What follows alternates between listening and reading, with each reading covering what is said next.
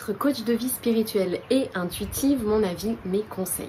Bonjour à toutes et à tous, je suis Mylène Muller, la créatrice de cette chaîne. Je suis coach, formatrice en développement personnel et spirituel. Et dans cette vidéo, j'aimerais refaire un petit point sur ce nouveau métier en émergence, pourrait-on dire, qui est celui de coach de vie, mais coach de vie porté vers la spiritualité, coach de vie intuitive. J'aimerais partager ici mon retour. Moi-même, je suis coach, j'accompagne le développement spirituel et j'accorde une large place à l'intuition dans mes accompagnements.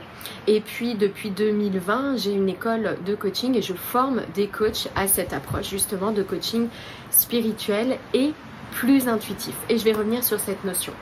Il y a 5 choses principales, ou 4 ou 5 d'ailleurs, on verra au fur et à mesure de cette vidéo, que je voulais vous partager parce que je trouve que c'est important d'être au clair avec le coaching classique et justement cette nouvelle branche, on pourrait dire, du coaching qui est en train d'émerger. La première chose que je trouve très importante, c'est l'idée de l'évolution du coaching. Le coaching, c'est quelque chose qui existe en France depuis une trentaine d'années, principalement dans le domaine sportif, puis qui a une reconnaissance étatique lorsqu'il est professionnel, c'est-à-dire qu'il s'adresse à l'individu dans une structure de type entreprise. Et de plus en plus ces dernières années, on voit l'émergence du coaching de vie. Le coaching de vie, c'est un coaching qui n'est pas retenu par l'État. Il n'y a pas de diplôme pour être coach de vie. Il n'y a pas de RNCP ou de possibilité de CPF pour les personnes qui sont en recherche de formation. Il faut le savoir. Ça ne concerne que le coaching professionnel, donc d'entreprise. Et pour autant, il y a de plus en plus de besoins. Et c'est là vraiment que je voulais en venir. Vraiment cette idée que le monde connaît un grand mouvement et les consciences s'éveillent de plus en plus. C'est-à-dire qu'on a de plus en plus un besoin d'explorer ce qui se passe à l'intérieur, de comprendre. Il y a de plus en plus de dépression, de burn-out. Simplement, nos corps n'en peuvent plus de notre façon de vivre. De plus en plus, en fait, on arrive au bout de ce qu'on pouvait supporter. Et le moment est venu, on le sent, d'un grand changement. D'un grand changement depuis quelques années qui prend de plus en plus d'importance. Et de plus en plus de personnes s'intéressent à la spiritualité et ont ce besoin d'aller plus en profondeur. Le coaching classique avait vocation à accompagner, principalement donc dans un cadre d'entreprise à la base, à se fixer des objectifs, à améliorer sa performance en transformant des comportements. Donc une démarche vraiment axée sur le comportement, sur le faire. De plus en plus, on s'aperçoit que d'une part, les besoins du coaching sortent largement du cadre de l'entreprise, que dans tous les domaines, on a besoin d'accompagnement, on a de plus en plus cette envie aussi d'aller en profondeur et de ne pas s'arrêter à changer les comportements, mais aller plus dans une quête de soi. Qui je suis, de quoi j'ai besoin, de quoi j'ai envie, qu'est-ce qui me fait vibrer, qu'est-ce qui m'anime, etc. Et donc, le besoin est plus profond et il amène en fait à rencontrer la spiritualité, la nature de qui nous sommes, la nature de la vie en fait. Ce sont des questions qu'on est amené à se poser en réalité, des points qu'on est amené à explorer si on aborde le coaching de vie. Et donc pour moi c'est vraiment très important à ce titre que le coaching suive ce mouvement, que le coaching s'adapte à ce mouvement. Le coaching professionnel en entreprise c'est bien et c'est une chose, mais si vous êtes intéressé par la spiritualité, pour moi c'est très important d'aller vers des approches qui justement viennent structurer un coaching plus spirituel qui correspond en fait aux besoins d'un monde en mouvement. Donc ça c'est vraiment la première chose. Pour moi le coaching doit suivre, le coaching classique doit évoluer. Changer les comportements, ça ne suffit pas, ça prend sa source en fait dans l'être en profondeur. La deuxième chose que je trouve très importante ici, c'est que dans le coaching et principalement, si on s'oriente vers un coaching spirituel et intuitif, le coach, c'est vraiment l'outil numéro 1 du coaching. C'est-à-dire que dans le coaching classique, on peut plus ou moins s'abriter derrière des outils, derrière des cadres, derrière des structures de coaching. Séance 1, je fais ça. Séance 2, je fais ça. Séance 3, je fais ça. C'est clair, c'est simple. Je pose telle question, on me répond ça, etc. Si on s'oriente vers un coaching spirituel et intuitif, là on voit bien à quel point ce vieux modèle-là ne convient plus. Le coach devient vraiment l'outil numéro 1 du coaching et donc un travail approfondi sur soi devient absolument indispensable. D'abord, un travail approfondi sur soi, moi-même, mes blessures, moi-même, mes croyances, moi-même, tout ce que je porte, tous les poids, tout ce à quoi je m'accroche. Et puis également un travail approfondi sur ma posture dans le coaching, dans les séances de coaching. Quels sont les points auxquels je dois faire attention? Moi, dans la formation que je propose, dans le parcours coach, il y a 8 qualités essentielles qu'il est important de venir nourrir au quotidien, sous peine d'avoir une relation déséquilibrée et que l'intuition laisse place à quelque chose de trop autoritaire, quelque chose de trop directif et un ensemble de projections en fait, de choses qu'on reporte sur l'autre, qu'on projette sur l'autre et qui va rendre la relation moins saine et le travail nettement moins productif. La troisième chose que je trouve très importante, c'est la place du coach. Dans un coaching spirituel et intuitif, la place du coach est différente. Dans le coaching classique, on nous dit que le coach est vraiment en position basse et que, en gros, son temps de parole, c'est 10-20% et le coaché, 80-90%. Dans le coaching, au sens où je l'entends, spirituel et intuitif, les choses sont un peu différentes. Parce que dans un coaching classique, dans lequel le coaché aurait un tel temps de parole, il est fort à parier que ce soit le mental, le discours connu, les histoires de vie qui prennent le pas sur l'essence, sur la nature. Lorsque le mental commence à s'emballer, il parle beaucoup.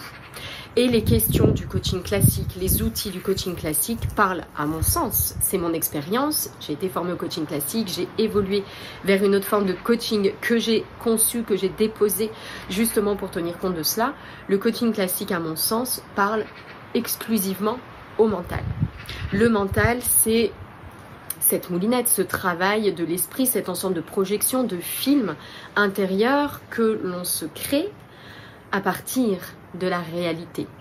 D'une réalité qu'on appréhende avec tout un tas de filtres, des messages inconscients, des croyances, etc. Et donc c'est une image tout à fait incomplète de la réalité dans laquelle, en fait, on est totalement embarqué. C'est normal d'avoir une image incomplète de la réalité, elle est tellement vaste à appréhender. Le souci, c'est que si on reste toujours dans notre tête, on reste en fait entre des cadres, des concepts, des idées avec un début et une fin.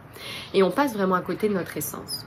Donc le coaching qui va aller aborder, se confronter à la spiritualité, qui va laisser donc une place plus importante au coach, il demande à ce qu'on sorte du mental. Et donc il va être essentiel, et bien encore une fois, d'avoir cette posture de coach très alignée pour faire appel, pour laisser une part à l'intuition, pour laisser la place à une exploration plus profonde qui sort du cadre du mental, qui sort du discours du connu. Et donc, la place du coach va être plus importante naturellement dans le coaching.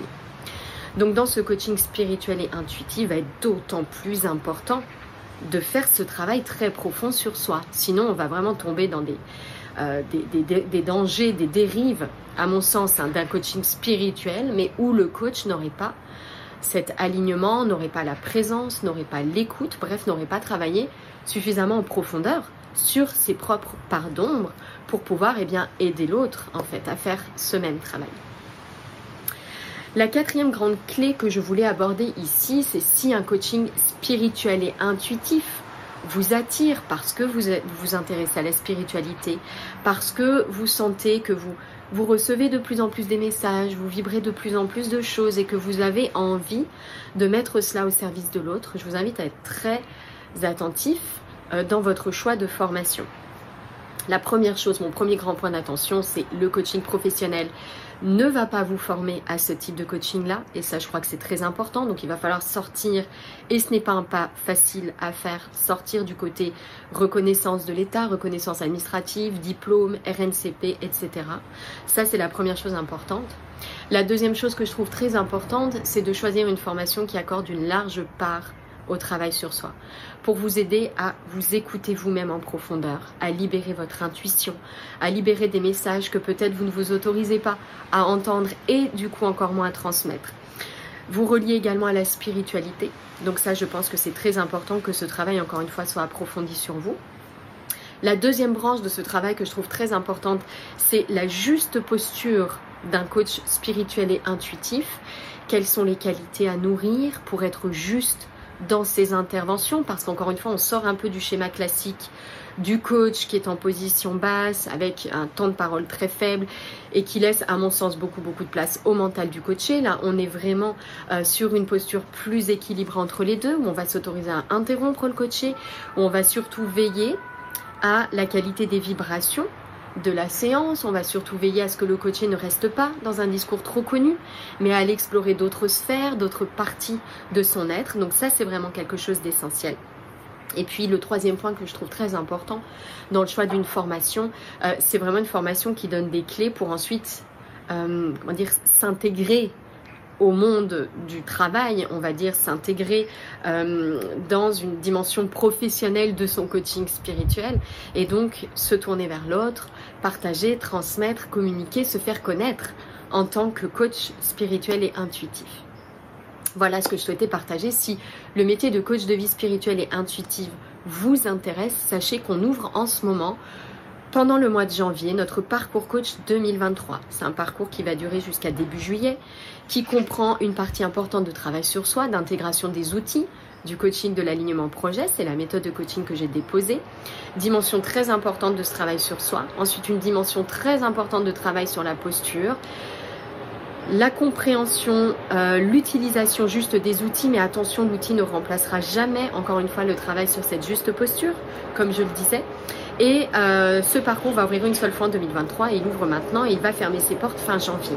Si vous êtes intéressé par ça, je vais mettre un petit lien dans le descriptif en dessous de cette vidéo pour retrouver toutes les informations et nous soumettre votre candidature si ce métier de coach de vie spirituelle et intuitive vous appelle, si vous sentez que ça résonne en vous. Merci beaucoup pour votre attention, à très bientôt, peut-être dans notre parcours coach.